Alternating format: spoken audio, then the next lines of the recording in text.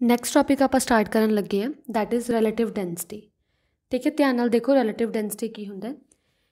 Relative density ਇੱਕ ਉਹ ਵਾਲਾ ਕਨਸੈਪਟ ਹੈ ਜਿਹੜਾ ਆਪਾਂ ਨੂੰ ਇੱਕ ਕੰਪੈਰੇਟਿਵ ਆਈਡੀਆ ਦਊਗਾ ਕਿ ਕੋਈ ਵੀ ਜਿਹੜਾ ਆਬਜੈਕਟ ਹੈ, ਜਸਟ ਵੇਟ,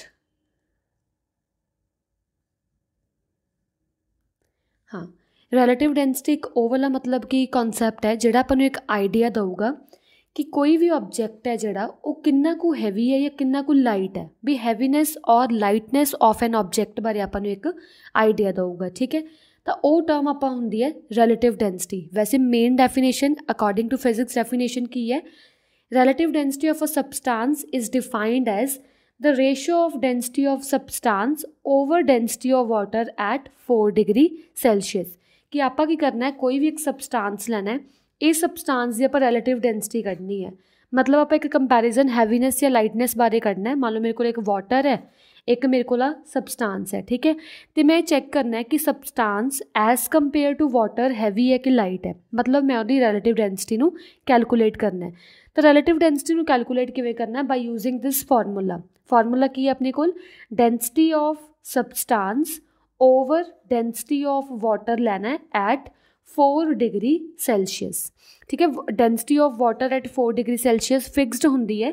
ਉਹ ਕੁਛ ਫਿਕਸਡ ਵੈਲਿਊ ਨੂੰ ਆਪਾਂ ਇੱਥੇ ਪੁੱਟ ਕਰਨਾ। ਮੈਂ ਤੁਹਾਨੂੰ ਅੱਗੇ ਜਾ ਕੇ ਦੱਸਦੀ ਹਾਂ ਵੈਲਿਊ ਕੀ ਹੁੰਦੀ ਹੈ। ਇੱਥੇ ਬਸ ਵੈਲਿਊ ਨੂੰ ਪੁੱਟ ਕਰੋ, ਡੈਂਸਿਟੀ ਆਫ ਸਬਸਟੈਂਸ ਪੁੱਟ ਕਰੋ, ਉਹ ਆਪਣੇ ਕੋਲ ਆ ਜੂਗੀ ਰਿਲੇਟਿਵ ਡੈਂਸਿਟੀ। ਠੀਕ ਹੈ, ਜਿਵੇਂ ਆਪਣੇ ਕੋਲ ਕੁਛ ਕੁ ਐਗਜ਼ਾਮਪਲਸ ਹੈ, ਜਿਵੇਂ ਗੋਲਡ ਦੀ ਰਿਲੇਟਿਵ ਡੈਂਸਿਟੀ 19.3 ਹੁੰਦੀ ਹੈ, ਮਰਕਰੀ ਦੀ 13.6, ਲੈਡ ਦੀ 11.3। ਇਹ ਕੁਛ ਕੁ ਐਗਜ਼ਾਮਪਲਸ ਹੈ ਜਿਨ੍ਹਾਂ ਦੀਆਂ ਰਿਲੇਟਿਵ ਡੈਂਸਿਟੀਜ਼ ਗਿਵਨ ਹੈ। ਠੀਕ ਹੈ, ਨੈਕਸਟ ਆ ਗਿਆ ਆਪਣੇ ਕੋਲ ਯੂਨਿਟਸ ਆਫ ਰਿਲੇਟਿਵ ਡੈਂਸਿਟੀ। ਜਿਵੇਂ ਕਿ ਆਪਾਂ ਡੈਫੀਨੇਸ਼ਨ ਦੇਖੀ ਹੈ ਕਿ ਜਿਹੜਾ ਰਿਲੇਟਿਵ ਡੈਂਸਿਟੀ ਹੁੰਦਾ ਹੈ ਉਹ ਹੁੰਦਾ density of substance over density of water at 4 degree Celsius. ਆ ਐਟ 4 ਡਿਗਰੀ ਸੈਲਸੀਅਸ ਲਿਖਣਾ ਜ਼ਰੂਰੀ ਹੁੰਦਾ ਹੈ। ਸਮਝ ਲੱਗ ਗਈ ਨਾ? ਅਤੇ ਜਦੋਂ ਆਪਾਂ ਗੱਲ ਕਰੀਏ density of water at 4 degree Celsius ਦੀ, ਤਾਂ ਜਿਹੜੀ ਇਹਦੀ SI ਯੂਨਿਟ ਹੁੰਦੀ ਹੈ, ਜਿਹੜੀ SI ਯੂਨਿਟ ਹੁੰਦੀ ਹੈ ਇਹਦੀ, ਉਹ ਹੁੰਦੀ ਹੈ, ਉਹਦੀ ਵੈਲਿਊ ਹੁੰਦੀ ਹੈ 1000 ਕਿਲੋਗ੍ਰਾਮ ਪਰ ਮੀਟਰ ਕਿਊਬ। ਇਹਦੀ ਵੈਲਿਊ ਹਮੇਸ਼ਾ ਕੌਨਸਟੈਂਟ ਹੁੰਦੀ ਹੈ। ਜੇ SI ਯੂਨਿਟ ਦੀ ਗੱਲ ਕਰੀਏ, SI ਯੂਨਿਟ ਵਿੱਚ ਇਹਦੀ ਵੈਲਿਊ ਹੁੰਦੀ ਹੈ 1000 ਕਿਲੋਗ੍ਰਾਮ ਪਰ ਮੀਟਰ ਕਿਊਬ। ਜੇ ਇਹਦੀ CGS ਯੂਨਿਟ ਵਿੱਚ ਗੱਲ ਕਰੀਏ ਤਾਂ ਇਹਦੀ CGS ਯੂਨਿਟ ਹੁੰਦੀ ਹੈ 1 ਗ੍ਰਾਮ ਪਰ ਸੈਂਟੀਮੀਟਰ ਕਿਊਬ। ਤੁਸੀਂ according to density of substance ਵੇਖਣਾ। ਜੇ ਡੈਂਸਿਟੀ ਆਫ ਸਬਸਟੈਂਸ ਤੁਹਾਨੂੰ ਕਿਲੋਗ੍ਰਾਮ ਪਰ ਮੀਟਰ ਕਿਊਬ 'ਚ ਗਿਵਨ ਹੈ, ਫਿਰ ਤੁਸੀਂ ਨੀਚੇ 1000 ਲਾਉਣਾ ਹੈ। ਜੇ gram per centimetre cube given ਹੈ, ਫਿਰ ਤੁਸੀਂ ਨੀਚੇ 1 ਗ੍ਰਾਮ ਪਰ ਸੈਂਟੀਮੀਟਰ ਕਿਊਬ ਲਾਉਣਾ। ਕਲੀਅਰ? ਆਪਾਂ ਗੱਲ ਕਰ ਰਹੇ ਸੀ ਯੂਨਿਟਸ ਦੀ। ਯੂਨਿਟ ਕੀ ਹੁੰਦਾ? ਦੇਖੋ ਰਿਲੇਟਿਵ ਡੈਂਸਿਟੀ ਦਾ ਫਾਰਮੂਲਾ ਕੀ ਹੁੰਦਾ? Density of substance over density of water at 4 degree Celsius ਨਾ। ਮੰਨ ਲਓ ਜੇ ਆਪਾਂ SI ਯੂਨਿਟ ਦੀ ਗੱਲ ਕਰੀਏ, SI unit of density of substance ਵੀ ਕਿਲੋਗ੍ਰਾਮ ਪਰ ਮੀਟਰ ਕਿਊਬ ਹੋਊਗਾ, ਅਤੇ SI ਯੂਨਿਟ ਆਫ ਵਾਟਰ ਵੀ ਐਟ 4 ਡਿਗਰੀ ਸੈਲਸੀਅਸ ਕੀ ਹੁੰਦਾ? Kilogram per metre cube. ਅਤੇ ਆਹ ਕਿਲੋਗ੍ਰਾਮ ਪਰ ਮੀਟਰ ਕਿਊਬ ਦਾ ਕੱਟੇ ਗਏ, ਤਾਂ SI ਯੂਨਿਟ ਕੀ ਹੁੰਦੀ? ਰਿਲੇਟਿਵ ਡੈਂਸਿਟੀ ਦੀ ਨੋ ਯੂਨਿਟ। ਐਕਚੁਅਲੀ ਰਿਲੇਟਿਵ ਡੈਂਸਿਟੀ ਦੀ ਕੋਈ ਵੀ ਯੂਨਿਟ ਨਹੀਂ ਹੁੰਦੀ। ਇਹ ਯੂਨਿਟ ਲੈਸ ਹੈ ਕਿਉਂਕਿ it is a ratio of pure quantities. ਇਹ ਪਿਓਰ ਕੁਆਂਟਿਟੀ ਦੀ ਰੇਸ਼ੋ ਹੈ, ਮਤਲਬ ਉੱਪਰ ਨੀਚੇ ਦੋਨੋਂ ਸੇਮ ਕੁਆਂਟੀਟੀਜ਼ ਹੈ, ਤਾਂ ਕਰਕੇ ਇਹਦੀ ਕੋਈ ਯੂਨਿਟਸ ਨਹੀਂ ਹੁੰਦੀ, ਜਾਂ ਪਿਓਰ ਨੰਬਰ ਵੀ ਕਹਿ ਸਕਦੇ ਹਾਂ। ਠੀਕ ਹੈ, ਨੈਕਸਟ ਆ ਗਿਆ ਆਪਣੇ ਕੋਲ relation between relative density and density of substance. ਆਪਾਂ ਕੀ ਕਰਨਾ ਹੈ? ਰਿਲੇਟਿਵ ਡੈਂਸਿਟੀ ਅਤੇ ਡੈਂਸਿਟੀ ਆਫ ਸਬਸਟੈਂਸ 'ਚ ਰਿਲੇਸ਼ਨ ਫਾਈਂਡ ਆਊਟ ਕਰਨਾ ਹੈ। ਤਾਂ ਰਿਲੇਸ਼ਨ ਕੀ ਹੈ? ਬਸ ਆਪਾਂ ਨੂੰ ਫਾਰਮੂਲਾ ਪਤਾ ਹੈ। ਰਿਲੇਟਿਵ ਡੈਂਸਿਟੀ ਕੀ ਹੁੰਦਾ? Density of substance over density of water at 4 degree Celsius ਨਾ। ਤੁਸੀਂ ਕੀ ਕਰੋ, ਇੱਥੇ density of water the value ਪੁੱਟ ਕਰ ਦਿਓ, ਰਿਲੇਟਿਵ ਡੈਂਸਿਟੀ ਉੱਦਾਂ ਹੀ ਰੱਖੋ, ਡੈਂਸਿਟੀ ਆਫ ਸਬਸਟੈਂਸ ਉੱਦਾਂ ਹੀ ਰੱਖੋ, ਓਵਰ ਡੈਂਸਿਟੀ ਆਫ ਵਾਟਰ। ਜੇ ਮੈਂ ਇੱਥੇ SI ਯੂਨਿਟ ਦੀ ਗੱਲ ਕਰਾਂ, SI ਯੂਨਿਟ ਮੈਂ ਪੁੱਟ ਕਰੂੰਗੀ ਇੱਥੇ 1000 kg ਪਰ ਮੀਟਰ ਕਿਊਬ। ਠੀਕ ਹੈ, ਇਹ 1000 ਨੂੰ ਰਿਲੇਟਿਵ ਡੈਂਸਿਟੀ ਕੋਲ ਲੈ ਜਾਓ, ਤਾਂ 1000 multiply relative density equals to density of substance. ਤਾਂ ਇਹ ਆ ਗਿਆ ਆਪਣੇ ਕੋਲ relation between density of substance and relative density. ਇਹ ਰਿਲੇਸ਼ਨ ਹੈ।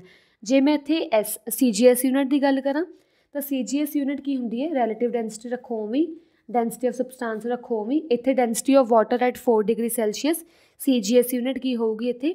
That is 1 gram per centimetre cube. ਹੁਣ 1 ਨੂੰ ਰਿਲੇਟਿਵ ਡੈਂਸਿਟੀ ਕੋਲ ਲੈ ਜਾਓ, ਤਾਂ relative density multiply 1 gram per centimetre cube is equals to density of substance. Second relation ਆ ਗਿਆ ਆਪਣੇ ਕੋਲ ਆ ਵਾਲਾ, ਠੀਕ ਹੈ। ਨੈਕਸਟ ਆ ਗਿਆ ਆਪਣੇ ਕੋਲ variation of density of an object due to temperature.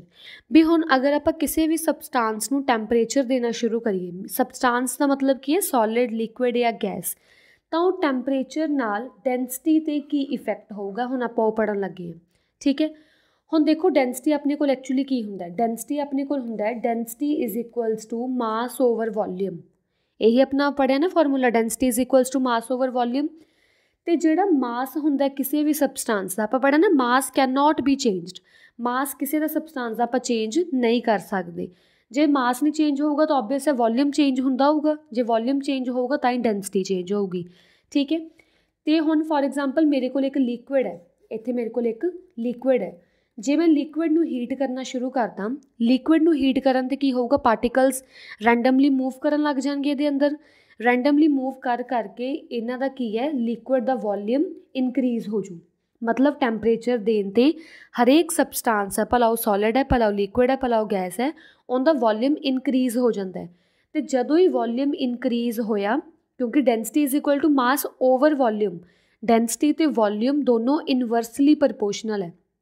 Inversely ਪ੍ਰਪੋਰਸ਼ਨਲ ਮਤਲਬ ਕਿ ਡੈਂਸਿਟੀ ਉੱਪਰ ਹੈ, ਵੋਲੀਅਮ ਨੀਚੇ ਹੈ। ਇਨਵਰਸਲੀ ਪ੍ਰਪੋਰਸ਼ਨਲ ਜਦੋਂ ਇੱਕ ਚੀਜ਼ ਵੱਧਦੀ ਹੈ ਤਾਂ ਦੂਜੀ ਚੀਜ਼ ਘਟਣ ਲੱਗ ਜਾਂਦੀ ਹੈ। ਜੇ ਹੀਟ ਕਰਨ 'ਤੇ ਲਿਕੁਇਡ ਐਕਸਪੈਂਡ ਹੋ ਗਿਆ ਸੀ, ਮਤਲਬ ਮੋਲੀਕਿਊਲਸ ਦੂਰ ਦੂਰ ਜਾਣੇ ਸ਼ੁਰੂ ਹੋ ਗਏ ਸੀ, ਮੀਨਸ ਵੋਲੀਅਮ ਵੱਧ ਗਿਆ ਸੀ, ਤਾਂ ਵੋਲੀਅਮ ਵਧਣ ਨਾਲ ਉਹਦੀ ਡੈਂਸਿਟੀ ਡਿਕਰੀਜ਼ ਹੋ ਜੂਗੀ, ਠੀਕ ਹੈ। Similarly for solid, similarly for the gases particles, ਠੀਕ ਹੈ। ਤਾਂ ਕਹਿੰਦੇ ਜਿਵੇਂ ਹੀ ਆਪਾਂ ਮਤਲਬ ਟੈਂਪਰੇਚਰ ਦਿੰਦੇ ਹਾਂ ਕਿਸੇ ਵੀ ਸਬਸਟਾਂਸ ਨੂੰ, ਤਾਂ ਉਹਦੀ ਹਮੇਸ਼ਾ ਡੈਂਸਿਟੀ ਆਫ ਐਨ ਆਬਜੈਕਟ ਹੁੰਦੀ ਹੈ ਡਿਕਰੀਜ਼, ਠੀਕ ਹੈ। ਤਾਂ ਨੈਕਸਟ ਆ ਗਿਆ ਆਪਣੇ ਕੋਲ, why do we consider density of water at 4 degree Celsius only. ਮੈਂ ਤੁਹਾਨੂੰ ਬਾਰ-ਬਾਰ ਕਹਿ ਰਹੀ ਹਾਂ ਜਿਹੜੀ ਰੈਲੇਟਿਵ ਡੈਂਸਿਟੀ ਹੈ ਉਹ density of substance over density of water at 4 degree Celsius ਹੁੰਦਾ ਹੈ। ਹੁਣ ਇੱਥੇ 4 ਡਿਗਰੀ ਸੈਲਸੀਅਸ ਦਾ ਮਤਲਬ ਕੀ ਹੈ, ਦੇਖੋ ਕਹਿੰਦੇ ਜਿਹੜੀ ਡੈਂਸਿਟੀ ਹੁੰਦੀ ਹੈ ਵਾਟਰ ਦੀ, ਉਹ ਆਪਾਂ ਨੂੰ ਪਤਾ ਹੈ ਵਾਟਰ ਮਤਲਬ ਇੱਕ ਲਿਕੁਇਡ, ਅਤੇ ਜਿਵੇਂ ਜਿਵੇਂ ਆਪਾਂ ਟੈਂਪਰੇਚਰ ਦੇਈ ਜਾਵਾਂਗੇ ਲਿਕੁਇਡ ਨੂੰ, ਉਵੇਂ ਉਵੇਂ ਡੈਂਸਿਟੀ ਚੇਂਜ ਕਰੀ ਚੱਲੂਗੀ, ਡੈਂਸਿਟੀ ਡਿਕਰੀਜ਼ ਕਰਦੀ ਰਹਿੰਦੀ ਹੈ। ਜੇ ਆਪਾਂ ਟੈਂਪਰੇਚਰ ਦੇਵਾਂਗੇ ਡੈਂਸਿਟੀ ਡਿਕਰੀਜ਼ ਕਰ ਜੂ, ਜੇ ਮੈਂ ਟੈਂਪਰੇਚਰ ਉਹਦੇ 'ਚੋਂ ਕੱਢ ਲੂੰਗੀ, ਜੇ ਮੈਂ ਉਹਨੂੰ ਮਤਲਬ ਵੋਲੀਅਮ ਕੰਟਰੈਕਟ ਕਰ ਦੂੰਗੀ, ਕੰਟਰੈਕਟ ਕਰਨ 'ਤੇ ਮਤਲਬ volume density is equal to mass over volume. ਜੇ ਮੈਂ ਇਹਨੂੰ ਕੂਲ ਕਰੂੰਗੀ, ਕੂਲ ਕਰਨ 'ਤੇ ਪਾਰਟੀਕਲਸ ਨੇੜੇ ਨੇੜੇ ਆ ਜਾਣਗੇ, ਨੇੜੇ ਨੇੜੇ ਆਏ ਮਤਲਬ ਵੋਲੀਅਮ ਡਿਕਰੀਜ਼ ਹੋ ਗਿਆ, ਜੇ ਵੋਲੀਅਮ ਡਿਕਰੀਜ਼ ਹੋ ਗਿਆ ਡੈਂਸਿਟੀ ਉੱਥੇ ਇਨਕਰੀਜ਼ ਕਰ ਜੂਗੀ, ਠੀਕ ਹੈ। ਤਾਂ ਜਿਹੜੀ ਡੈਂਸਿਟੀ ਆਫ ਵਾਟਰ ਹੁੰਦੀ ਹੈ, ਜਿਹੜੀ ਕਿ ਐਸ ਯੂਨਿਟ ਵਿੱਚ ਆਹ ਹੁੰਦੀ ਹੈ, CGS ਯੂਨਿਟ ਵਿੱਚ ਆਹ ਹੁੰਦੀ ਹੈ, ਇਹ ਸਿਰਫ ਡੈਂਸਿਟੀ ਆਫ ਵਾਟਰ ਦੋਨੋਂ ਸ਼ੋ ਹੁੰਦੀਆਂ ਸਿਰਫ 4 ਡਿਗਰੀ ਸੈਲਸੀਅਸ 'ਤੇ, ਤਾਂ ਕਰਕੇ ਆਪਾਂ ਡੈਂਸਿਟੀ ਜਿਹੜੀ ਵਾਟਰ ਦੀ ਉਹ 4 ਡਿਗਰੀ ਸੈਲਸੀਅਸ ਹੀ ਯੂਜ਼ ਕਰਦੇ ਹਾਂ, ਠੀਕ ਹੈ। ਨੈਕਸਟ ਇਹਦੇ ਵਿੱਚ ਦੱਸਿਆ ਹੋਇਆ, ਇਹ ਮੈਂ ਤੁਹਾਨੂੰ ਸਮਝਾ ਚੁੱਕੀ ਹਾਂ ਆਲਰੇਡੀ, ਕਿ ਜੇ ਟੈਂਪਰੇਚਰ ਇਨਕਰੀਜ਼ ਹੋਇਆ ਡੈਂਸਿਟੀ ਡਿਕਰੀਜ਼ ਹੋ ਜੂ, ਜੇ ਟੈਂਪਰੇਚਰ ਡਿਕਰੀਜ਼ ਹੋ ਗਿਆ, ਜੇ ਪਾਰਟੀਕਲਸ ਨੇੜੇ ਨੇੜੇ ਆ ਗਏ, ਪਾਰਟੀਕਲਸ ਨੇੜੇ ਨੇੜੇ ਆਉਣ ਨਾਲ ਡੈਂਸਿਟੀ ਇਨਕਰੀਜ਼ ਹੋ ਜੂਗੀ, ਠੀਕ ਹੈ। ਨੈਕਸਟ ਆ ਗਿਆ ਆਪਣੇ ਕੋਲ very important question, floating and sinking. Floating and sinking process ਵਿੱਚ ਕੀ ਹੈ, ਧਿਆਨ ਨਾਲ ਦੇਖੋ। ਕਹਿੰਦੇ when an object is placed over a liquid whose density is less than that of density of object। ਮੰਨ ਲਓ ਮੇਰੇ ਕੋਲ ਇੱਕ ਲਿਕੁਇਡ ਹੈ, ਮੰਨ ਲਓ ਮੇਰੇ ਕੋਲ ਪਾਣੀ ਹੋਈ ਹੈ, ਪਾਣੀ ਵਿੱਚ ਮੈਂ ਇੱਕ ਇੱਦਾਂ ਦਾ ਸਬਸਟਾਂਸ ਪਾਉਣ ਲੱਗੀ ਹੈ, ਇਸ ਸਬਸਟਾਂਸ ਦੀ density as compare to water ਜ਼ਿਆਦਾ ਹੈ। ਫੋਰ ਐਗਜ਼ਾਮਪਲ ਵਾਟਰ ਦੀ ਜਿਹੜੀ ਡੈਂਸਿਟੀ ਹੈ ਉਹ ਹੁੰਦੀ ਹੈ 1000, ਫੋਰ ਐਗਜ਼ਾਮਪਲ ਹੀ ਹੁੰਦੀ ਹੋਈ ਹੈ density of water 1000 kilogram per metre cube ਔਰ 1 gram per centimetre cube. Water ਦੀ ਡੈਂਸਿਟੀ ਇੰਨੀ ਹੀ ਹੁੰਦੀ ਹੈ। ਜੇ ਫੋਰ ਐਗਜ਼ਾਮਪਲ ਮੰਨ ਲਓ ਮੈਂ ਆਇਰਨ ਲੈ ਲਈ, ਮੈਂ ਆਇਰਨ ਦਾ ਪੀਸ ਲੈ ਲਿਆ, ਅਗਰ ਤੁਸੀਂ ਚੈੱਕ ਕੀਤਾ ਹੋਵੇ ਟੇਬਲ ਵਿੱਚ, ਤਾਂ ਆਇਰਨ ਦੀ ਜਿਹੜੀ ਡੈਂਸਿਟੀ ਹੁੰਦੀ ਹੈ, ਆਇਰਨ ਡੈਂਸਿਟੀ ਹੁੰਦੀ ਹੈ 7800 ਕਿਲੋਗ੍ਰਾਮ ਪਰ ਮੀਟਰ ਕਿਊਬ। ਹੁਣ ਦੇਖੋ ਵਾਟਰ ਦੀ ਡੈਂਸਿਟੀ ਜ਼ਿਆਦਾ ਹੈ ਕਿ ਆਇਰਨ ਦੀ ਡੈਂਸਿਟੀ ਜ਼ਿਆਦਾ ਹੈ, ਤਾਂ ਓਬਵੀਅਸ ਆਪਾਂ ਦੇਖ ਰਹੇ ਹਾਂ ਆਇਰਨ ਦੀ ਡੈਂਸਿਟੀ ਜ਼ਿਆਦਾ ਹੈ। ਜੇ ਤਾਂ ਸਬਸਟਾਂਸ ਦੀ density as compare to liquid ਜ਼ਿਆਦਾ ਹੋਵੇ, ਉਹ ਸਬਸਟਾਂਸ ਹਮੇਸ਼ਾ ਸਿੰਕ ਕਰਦਾ, ਉਹ ਸਬਸਟਾਂਸ ਹਮੇਸ਼ਾ ਨੀਚੇ ਬੈਠ ਜਾਂਦਾ। ਦੇਖੋ ਆਇਰਨ ਨੇਲ ਹੈ ਵਾਟਰ ਵਿੱਚ ਸਿੰਕ ਕਰ ਗਈ, ਨੀਚੇ ਜਾ ਕੇ ਬੈਠ ਗਈ।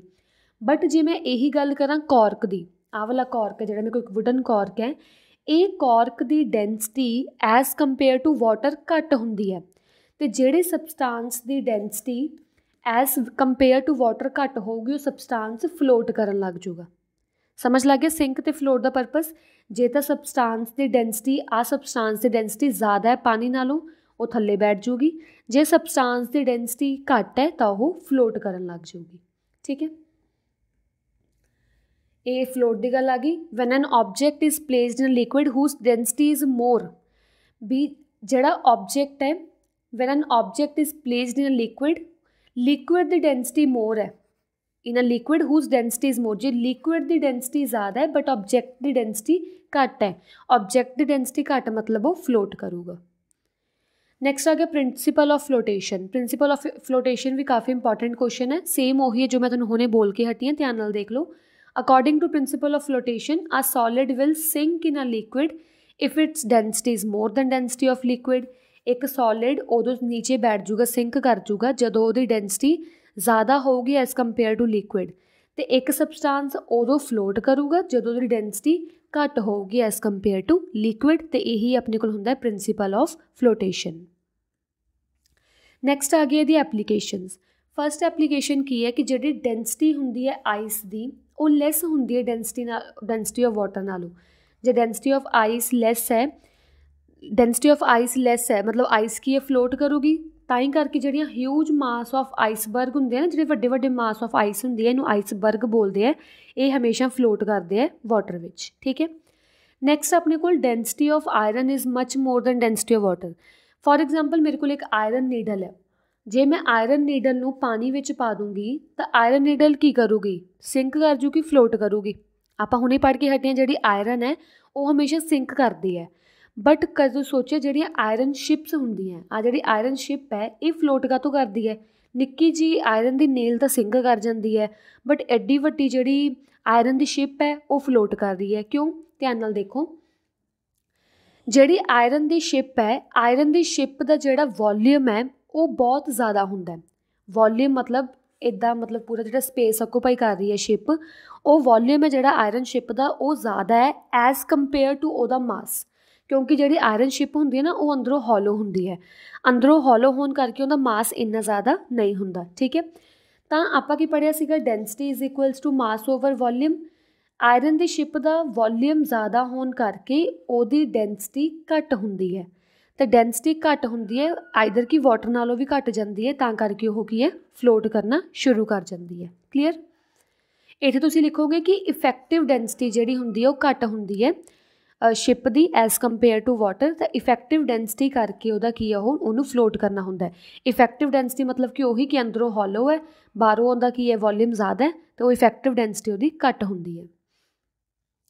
नैक्सट आ गया सबमरीनस। इदां दियां हुंदियां सबमरीनस। सबमरीनस की हुंदा एक्चुअली पानी विच सबमरीन या तो नीचे भी मतलब फ्लोट कर सकती है या सबमरीन पानी दे उपर भी फ्लोट कर सकती है। ठीक है, तो सबमरीन की करता है आपदी इफैक्टिव डेंसिटी नूं अकॉर्डिंगली इनक्रीज़ या डिक्रीज़ कर दिंदा है। कई बारी तो मतलब डेंसिटी नूं इनक्रीज़ करके नीचे नूं मतलब जांदा, सिंक होके जांदा है।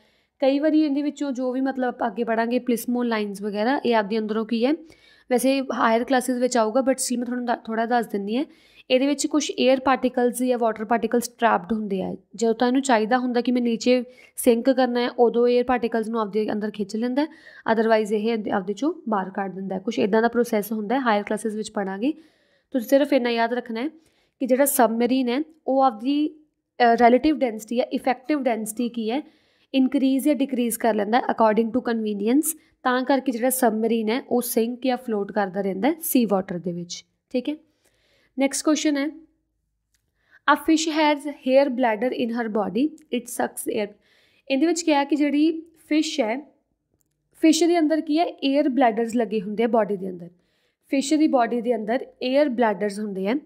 एयर ब्लैडर का काम की है कि जदों तो उन्होंने एयर की लोड़ होंदी है उस टाइम वो उन्हां विच एयर नूं फिल कर लैंदी है। फिल करन ते एयर का की हुंदा जिहड़ी उहदी इफैक्टिव डेंसिटी है वो घट जाती है।